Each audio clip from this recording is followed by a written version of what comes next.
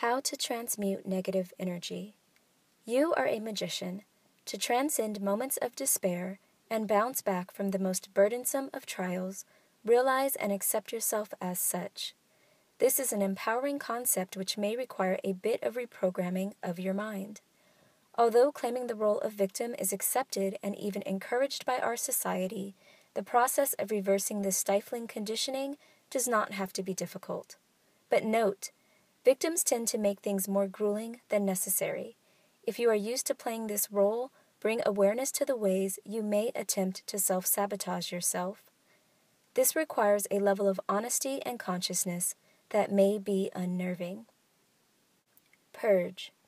When you experience the feeling of unease, know that you are on the right path. You're in the purging process.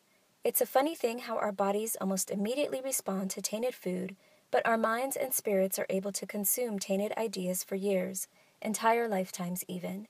The fact that you have gotten this far is an accomplishment of itself. Bravo, my friend. You are ready for the next phase of accessing your magicianship. Ask for assistance. All great magicians employ helpful assistants to accomplish their goals. While you may be thinking of an attractive lady standing by your side with a smile on her face, I'm referring to something completely different. Rocks and crystals and mineral muses. Chuckle and smirk if you like. Have you never questioned the ability of Tylenol to take your pain away? Certainly, if tiny white pills are able to soothe the strangest symptoms, is it so far-fetched to consider the metaphysical abilities of these inanimate objects of earth? This realm may be completely novel to you. Step in with an open mind and trust the faith displayed by ancient cultures across the globe.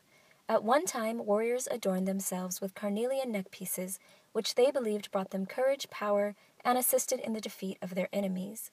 While courage and power are useful, the focus here is transmutation of negative energy. For this purpose, you'll want to keep 3 helpful assistants on hand. Hematite. This mineral is colored still silverish gray.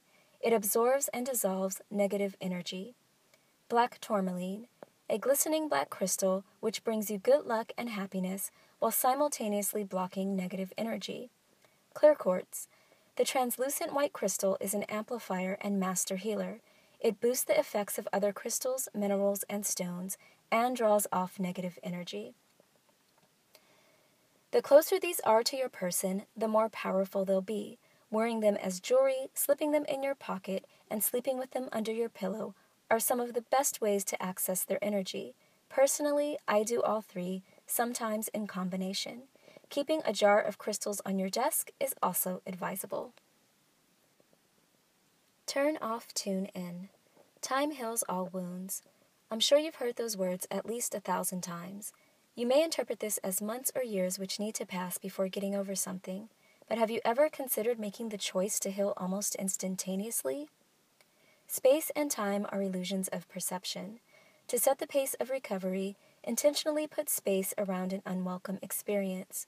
Skilled magicians do this by consistently turning off and tuning in, or simply put, meditation. Through practicing meditation, you'll learn to address the negative thoughts of your own psyche in a gentle and loving way. As said in one of the first books I read on spirituality, The 7 Laws of Spiritual Success by Deepak Chopra, every relationship is a reflection of the relationship you have with yourself. Be gentle and loving to yourself.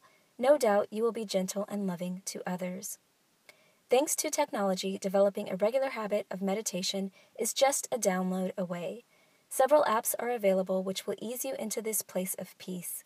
Try out Headspace or Calm and personalize your practice from there. My name is Jennifer Elizabeth, and I'm the author of this post or video because I'm recording a video of the blog post I wrote.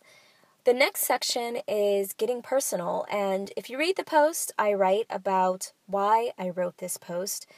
And I thought about reading that to you guys, but I thought since it's getting personal, I would just improvise. And the other day I was writing a blog post. It felt completely wrong, and so this is what came out of me.